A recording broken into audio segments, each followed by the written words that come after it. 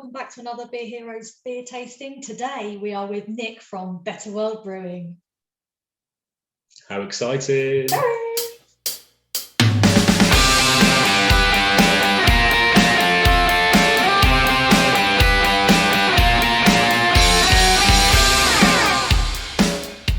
Hey guys, welcome to the Beer Heroes beer tasting. As Kelly said, we are with Nick from Better World Brewing.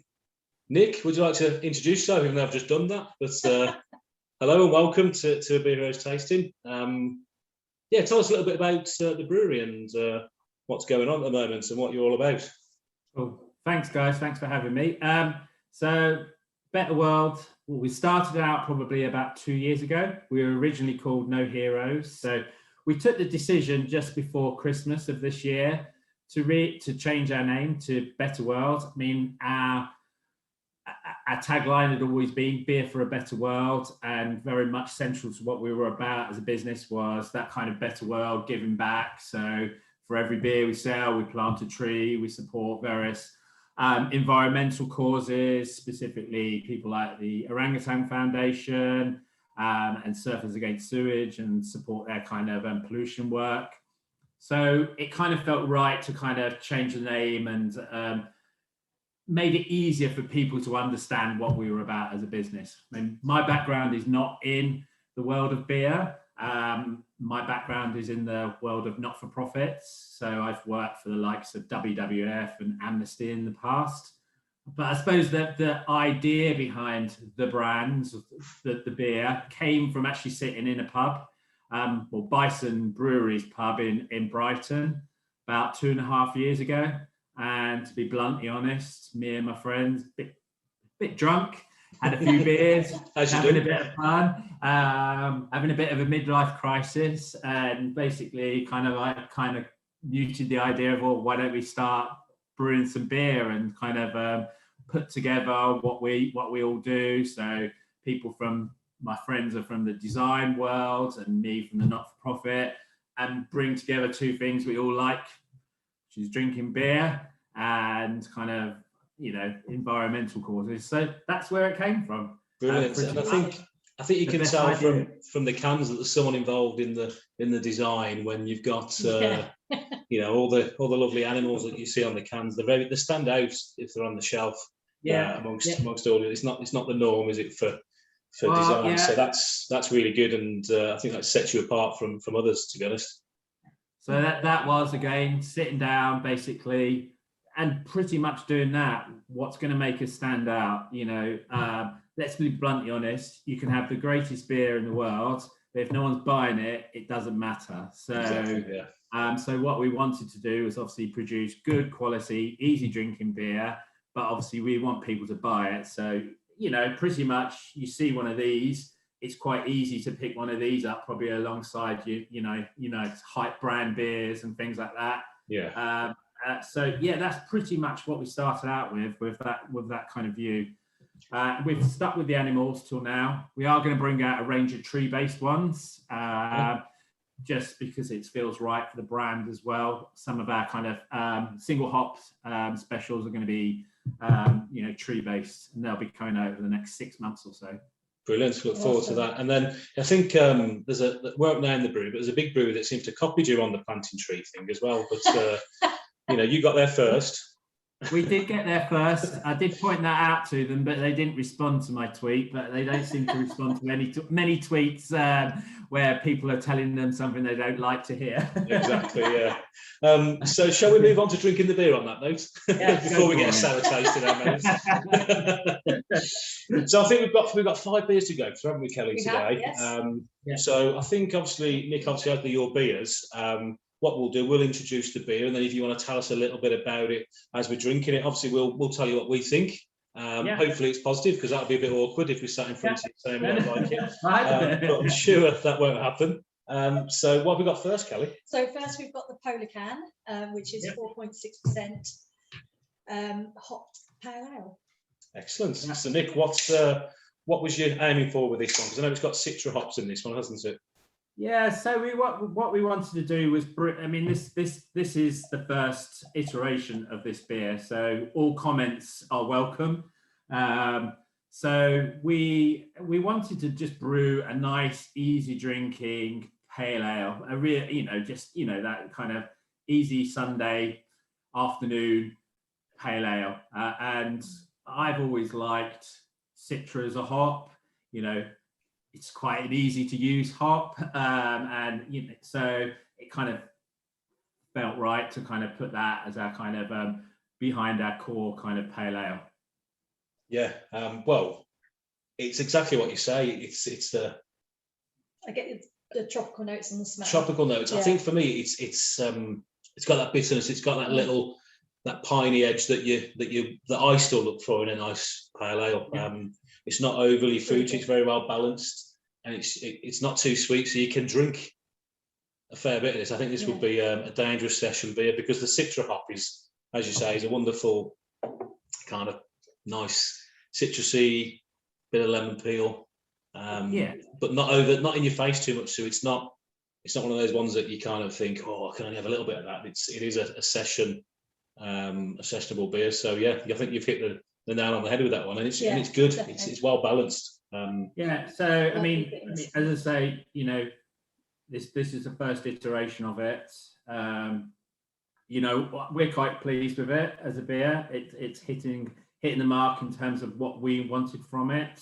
As a core session pale ale. So yeah, quite pleased with it. Long may it rain. Yeah, no, it's a good starter. And I think that's one that definitely you look out for if you're having a few on a Sunday afternoon. Yeah, I mean, when I first started drinking probably more craft beers, I always remember looking for Citra-based ones. So I think I've come back round to that again in our beers. Yeah. Excellent. Good stuff. Very easy drinking. Excellent starter for 10. Next one, Kelly, what have we got? So next we've got the orangutan can. Yeah. It kind of rhymes it. You've got like a... It's orangutan. Orangutan. I now keep calling orangutans.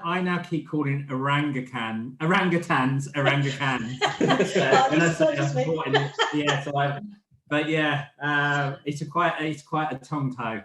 Yeah, but so this one is a 5.2% tropical pale ale. Yeah. Excellent. So in this one, have you added actually tropical fruit to this one, Nick? Yeah, so it's again Citra as the main hop in it, and then it's packed with passion fruits and mangoes. It originally started out as a 4.4% tropical pale ale, and we've kind of changed the recipe over the last 6 months. Added some more body to it by kind of putting some oats into it. Increase the ABV, put some more fruit in it. I think I like where it's got to now as a kind of tropical pale ale. I always call it that kind of taste of the summer. As we come into spring, it's again nice, easy drinking. Hopefully the fruit flavors are coming through. It was quite nice. I'm not sure if I should say this, but someone did actually say in a private message to me the other day, it was like, this is what Tiny Rebel Club Tropicana used to be like before it went mass. So you probably want to cut that bit. No, I think that's a compliment. It's fair to say. It's fair to say because it does pack a tropical punch. For me, the passion fruit flavors lead, and that's great because it just adds to that citrusy Citra edge that you've got, and then you've got that little passion fruit sweetness going in there as well. So it does again. It does what you're aiming for. I think you've nailed it.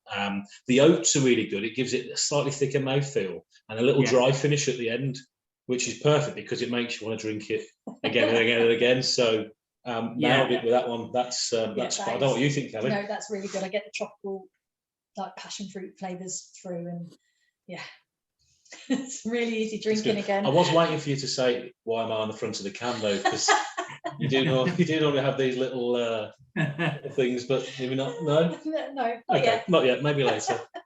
So that's, I suppose, of the beers that we've got on display tonight, this is probably the oldest of our beers. It's the only It's the only one that of these beer that we've got in front of us that we've brewed a couple of times now, and actually it's just been brewed again, so just been canned yesterday.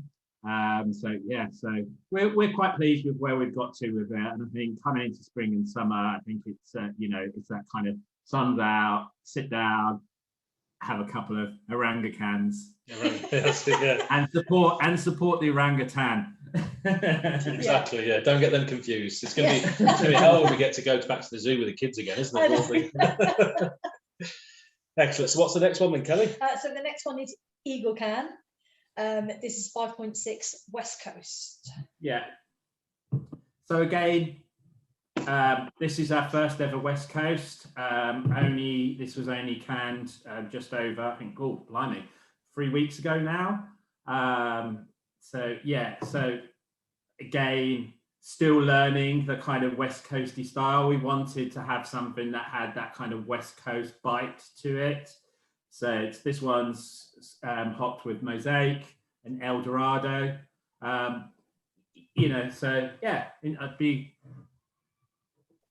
quite interested to what people think. Yeah, it's got. People have said the aromas are not coming quite through on it at the moment. So to be honest with you, it's got a bit of dankness to it on the nose. A little bit of like bit fruit smoothie on the nose. Yeah, which is nice. Let's give it a go. Yeah, I get the kind of piney notes coming through straight away. Do you? Yeah, it's resinous. It's got that little bit of grassy bitterness, and it's very kind of West Coast-esque, which is I mean, at the moment, obviously the buzz is all the fruit bombs and all these fruit beers, but I still love a good bitter West Coast pale with that kind of little bit of bite that you get, and I do love the grassy resinous. It's got that. You do, yeah. It's got that walking through a spring, a forest in the spring, doesn't it? You know what I mean? When there's a bit of rain just come down, you've got that kind of smell through the air. That's what it reminds you of. I think that's a good thing. Yeah. Again, a little bit of a hint of smoke. I don't know if that's from the biscuity base, because you use, is it Maris Otter base on this one? Yeah, definitely. Yeah, so I think that's possibly coming through a bit in the background, which helps. Yeah, it kind of goes well with the kind of resinous and the grassiness, because it gives that. It's really good. That balance. But yeah, it's a good beer again. It does exactly, I think, what you were going for with the West Coast is spot on with that one. So just in case anyone does say, we did used to have an Eagle Can, which was an American red.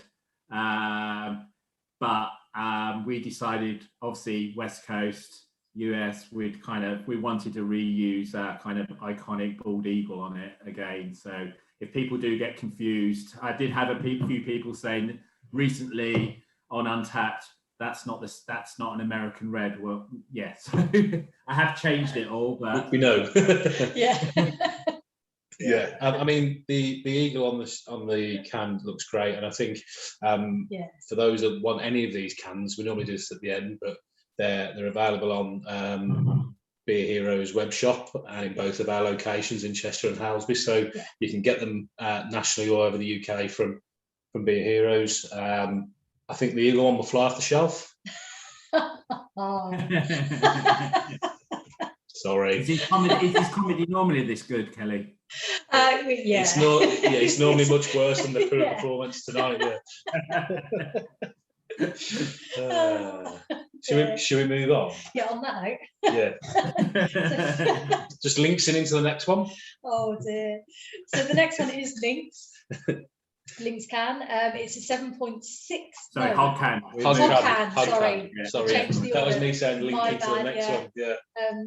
Hog can at 6%. This one is, I can never say this, see, brewed with the Kveik. I call Kveik. I say Kveik. Just as bad as the orangutan. I'm gonna. So I mean, when we were looking at it as an IPA, I wasn't quite sure whether we should use the Kveik yeast in it. We did have a a Kveik yeasted IPA puffing can, which we might bring out again later in the year. So we used what I would class as the milder strain of Kveik yeast, which isn't supposed to be too Kveik-y. But again, a few people have said that it's kind of it tastes a bit different to a normal IPA, and that is because of the Kveik yeast coming through. So I'd be interested in what people's thoughts are, because we're torn between whether it works having the Kveik or whether we, just go back to a kind of more of a standard kind of IPA based yeast.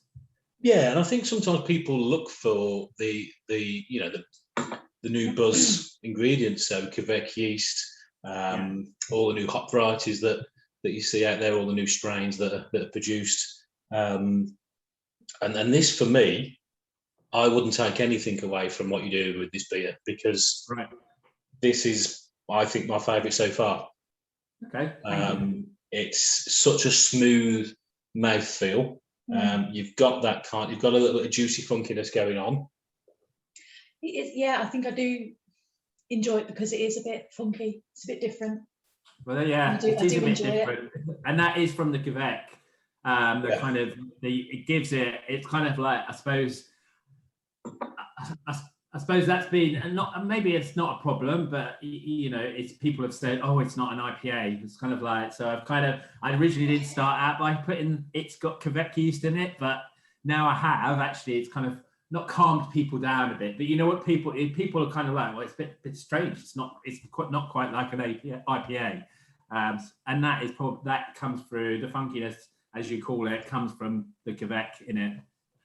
Yeah, I quite like it. I think sometimes we all drink these big IPAs, and sometimes it's a bit samey, so you look for something different, and this is different. I really like it. I just want to say, when I say funky, it's not funky as in sour edge funky. No.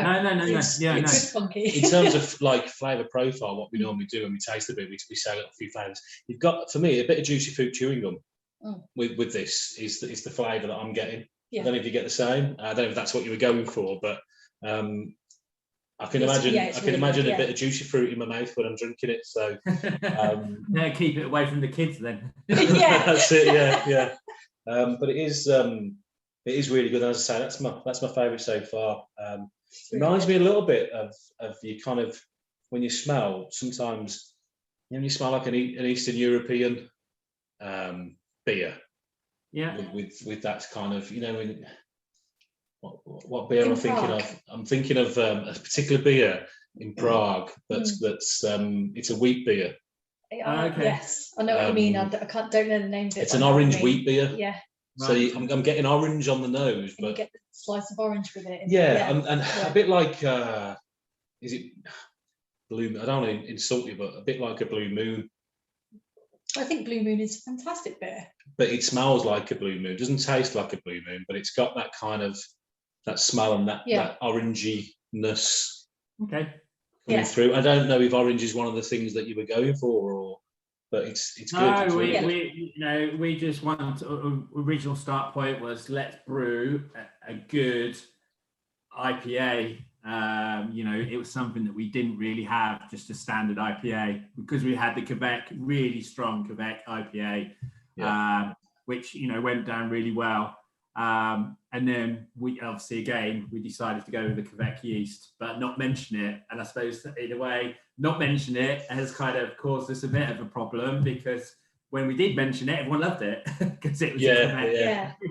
But I mean, without even knowing that just take the Kveik out of the conversation. That's, as I say, my favourite so far. So with only one to go, will it beat it? What have we got next, Kelly? So next we've got the Lynx, so this is as previously mentioned, coming home at 7.6%. Yeah. So obviously we only do easy drinking beers, but I think since lockdown, a double IPA has become quite standard as I class it as an easy drinking beer these days. So we don't plan to go over 8% in our beer. So I'm not going to get into the world of triples and quads and things like that. So but we wanted to brew something slightly more on the stronger side. So leads with Galaxy, but we've added some mosaic in there to kind of take the edge off the Galaxy, which I think works quite well. You know, it's quite thick as a beer. So how do you get the Nick? How do you get the haziness in this? Do you use a particular yeast, or is it added in with oats, or just that it's using the oats mainly? Yeah. Just we use oats to get the kind of the haze and the thickness in it. Yeah, and got a bit of a boozy little bite to it, fruity boozy bite, but nothing too much. I find it too easy to drink, I must admit. You know, if we didn't know it had 7.6 on the front of it, I'd probably quite easily sit there and have 4 of them and then realise what I'd done to myself. Yeah, you wouldn't know drinking it is 7.6%. Yeah, no. It is under that kind of dangerous tag. Where it tastes a lot less than 7.6. What flavours do you get, Kelly, on this? It's really good. Kind of the fruity flavours again with a slightly bit of bitterness, which I love. For me, this has got the best aroma. This is excuse me, sorry, 1 second. Right. We're running out of time apparently, so I think we've got a few minutes left before we get cut off. But this is the in terms of aroma, the best one for me. You get it's like opening a can of Damonte mixed fruit. You get that initial smell, that sweet fruity smell, and then, as you say, it's thick, it's juicy, it's thick, it's got that kind of extra body to it, really smooth and silky mouthfeel. Yeah. And again, your fruity. It's I don't want to say tropical fruit because it's not tropical fruit. It's not the same as your tropical IPA, was it the Orang, wasn't it, that was the tropical one? I think a lot. I mean, obviously, you know, when we originally started with a plan of let's just go pure out with a pure Galaxy based, but we kind of reined ourselves back on that and thought, well, let's just back it up with a little bit of mosaic just to kind of take the edge off what can be quite harsh. Harsh kind of hop if you don't get it perfectly right. I mean, Dare did a beautiful single hop Galaxy recently, and you know, I didn't want to try and kind of emulate them, but so we did a bit of mosaic in it to kind of give it a bit more balance, I think. Yeah, super. I mean, it's got that kind of bitterness, it's got that bite, it's got that resinous as well at the end to balance it out, and it's a really well balanced beer. A great one to finish on. Definitely. Well, Nick, thank you. That's 5 really, really awesome beers, and it's rare that we'll drink 5 beers from the brewery and enjoy them all. Normally it'll be, that one's all right, but these are 5 kind of they are really good headliners for me. So thank you very much for your thank time you. And thanks thanks for having me. And as I say, you know, we set out to brew easy drinking beers that, you know, everyone can enjoy, have a bit of fun. So yeah, I'm glad you like them. Hope everybody else does. I always welcome comments back from people, good, bad, and ugly. So, you know, please do, if you have any comments, anyone, just let me know. Happy to take feedback. Pop them in the comments below because we'll feed them back for you. If you're watching the video, drink along with us and put your comments in. But we need to choose a favourite. I know, that's what I was just we always choose a favourite, Nick. So we need to Kelly, which one? And Kelly always goes for the dark ones, so there's no dark beers here. So this is interesting. But I know what I'm going for, and it is the Lynx. You're going for Lynx, the last one. Yeah. Brilliant. And I think you know what I'm going for. You're going to go for the hog. The hog, with the Kveik in, which is this one for you, wasn't it? Yes. Nick, what's your favourite then, Nick? Because we have to have. Yeah, well, at the moment, I'd have to say the same as Kelly. I do. When I first drank the Lynx when it came out of the tank, I was like, yeah, this is good. I really like this. You know, you do about all your beers, but sometimes you're a bit, I'm not sure. But that, I was like, yeah, I really like this. Super, Good so stuff. I'm going to go with the Lynx as well. Good stuff. Well, I say you can get the beers from Beer Heroes and the links below. Nick, where else can we get your beers from? You can buy them directly from us, obviously. Okay, so you've got your web shop online, so we'll put a link in the description below for that as well. Yep. For you. And obviously various other retailers around the country.